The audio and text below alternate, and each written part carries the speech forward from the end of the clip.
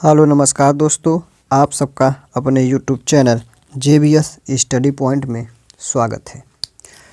आपको पता होगा कि हम लोग क्या पढ़ रहे हैं, हमें बताने की कोई आवश्यकता नहीं क्योंकि आप लोग हमारे सभी वीडियो देखते होंगे, हमें विश्वास है। तो हम क्या करेंगे, हम जानते हैं, हम बात करें किसके, हिंदी व्याकरण का। हिंदी व्याकरण,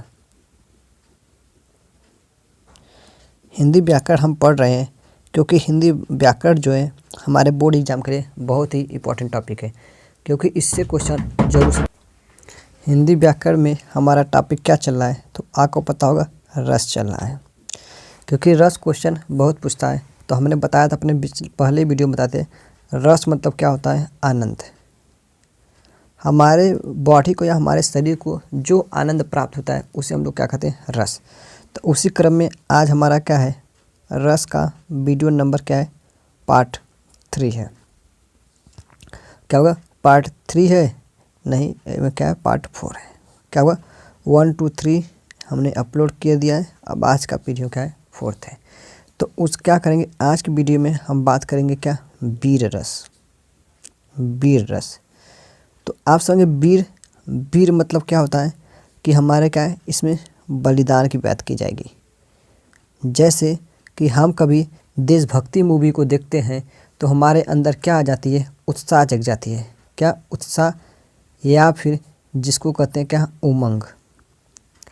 उमंग कि हम भी क्या करेंगे, अपने देश के लिए ऐसा काम करेंगे। जब हम देशभक्ति मूवी देखते हैं तो उस समय जो हम वो रस प्राप्त होता है, उस रस को हम लोग कहते हैं क्या, वीर रस कहते हैं। तो चलिए फिर हम इसे क्या कहते हैं, इसका डिफिनेशन पढ़ लेते हैं, क्योंकि हमारे बोर्ड एग्जाम में इससे डिफिनेशन पूछता है और एग्जाम्पल। तो चलिए बात करते हैं। पहला बात करते हैं, क्या लिख देते हैं हम, वीर रस का स्थायी भाव क्या होता है, तो आपको पता होगा उत्साह होता है, क्योंकि आपने हमारे पहले वीडियो देखा होगा तो उसमें हमने बताए हैं। इसी का कामा नोटेड कामा में कर इसके अंदर नीचे क्या करना है, अंडरलाइन कर दीजिए या फिर इस चीज़ को ब्लैक में से लिख दीजिए। तो वीर रस का स्थायी भाव का उत्साह होता है। अब इतना हो गया, क्या आपको इतना जरूर लिखना है, क्यों, क्योंकि स्थायी भाव लिखना जरूरी है, जिससे आप एग्जामिनर पर क्या करेगा, इंप्रेशन बनेगा। तो चलिए अब क्या लिखते हैं, जब किसी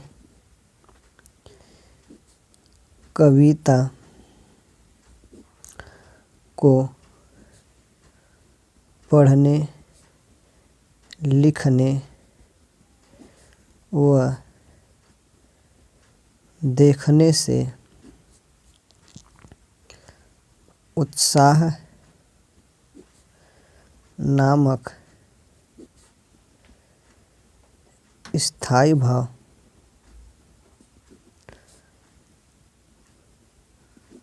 उत्पन्न होता है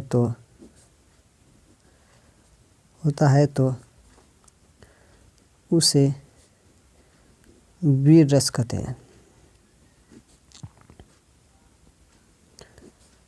आप हमारा किसी का भी एक डिफिनेशन लर्न कर लीजिए, उसके बाद ऑटोमेटिक सब डिफिनेशन आपको लर्न हो जाएगा। क्या लिखे हैं, जब किसी कविता को पढ़ने, लिखने व देखने से उत्साह नामक स्थायी भाव उत्पन्न होता है तो उसे वीर रस कहते हैं।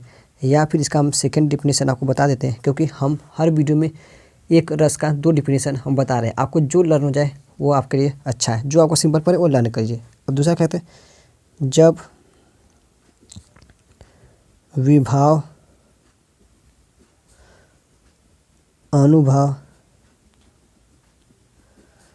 व संचारी भाव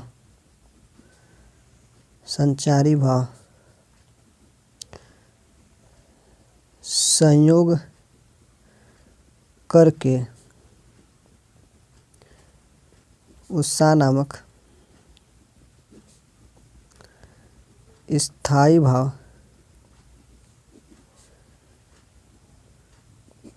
उत्पन्न करते हैं तो उसे वीर रस कहते हैं।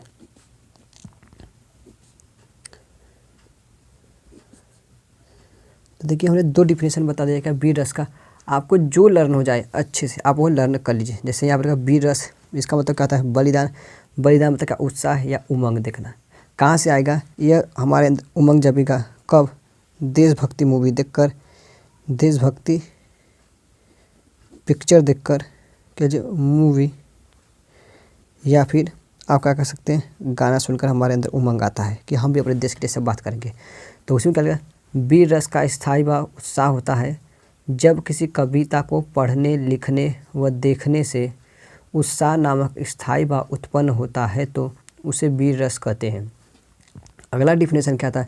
जब विभाव, अनुभाव व संचारी भाव संयोग करके उत्साह नामक स्थायी भाव उत्पन्न करते हैं तो उसे वीर रस कहते हैं। आई होप आपको डिफिनेशन अच्छा लगा होगा। तो चलिए हम क्या करते हैं, हम देख रहे हैं कि हर वीडियो में 2 से 3 एग्जाम्पल बता रहे हैं, तो आप कुछ कम से कम एग्जाम्पल में 2 लिखिएगा तो क्या इंप्रेशन बनेगा एग्जाम में। क्योंकि सभी बच्चे एक ही एग्जाम्पल लिखें, आप 2 लिखेंगे तो आप सोचेगा एग्जाम कि लड़का बहुत अच्छा है पढ़ने में, तो आपको नंबर फुल टू फुल देगा। चलिए अब लिखते हैं क्या, उदाहरण लिख लेते हैं। उदाहरण या फिर जिसको कहते हैं क्या, एग्जाम्पल। देखिए एग्जाम्पल क्या है? पर्वत कहता शीश उठाकर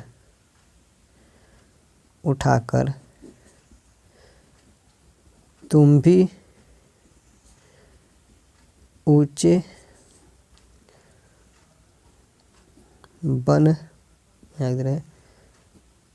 बन जाओ। यहाँ लिखा है बन, लिखा है।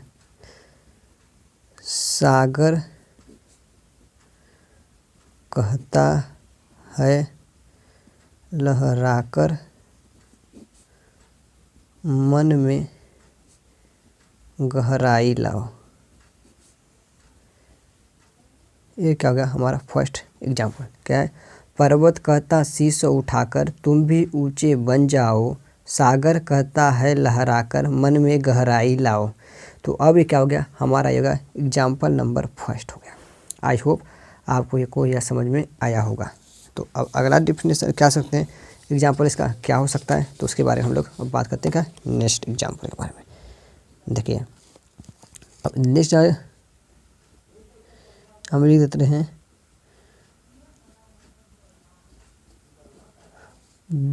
बुंदेलो हर बोलो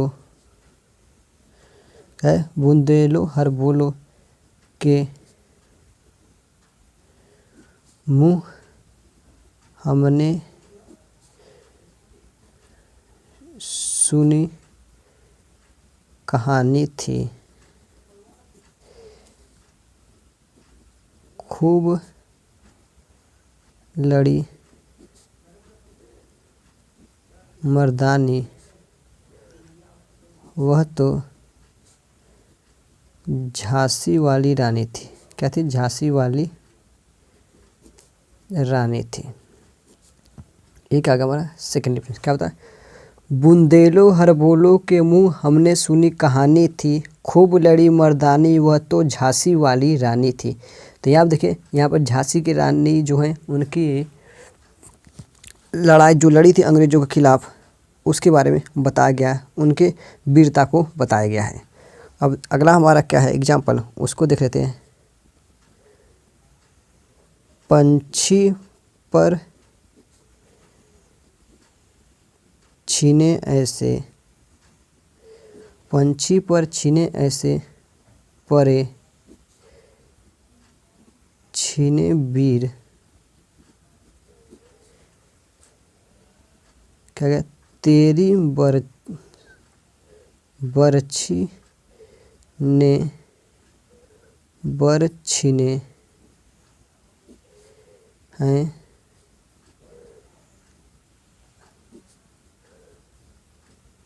लखन के।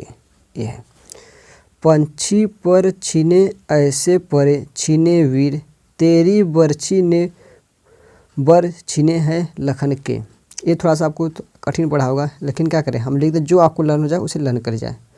अब देखते हैं अगला क्या है। लाल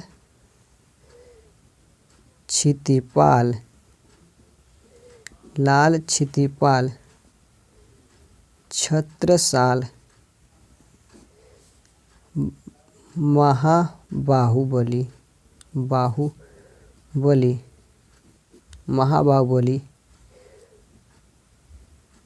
कहालो बखान करो तेरी कलवार की। ये हो गया।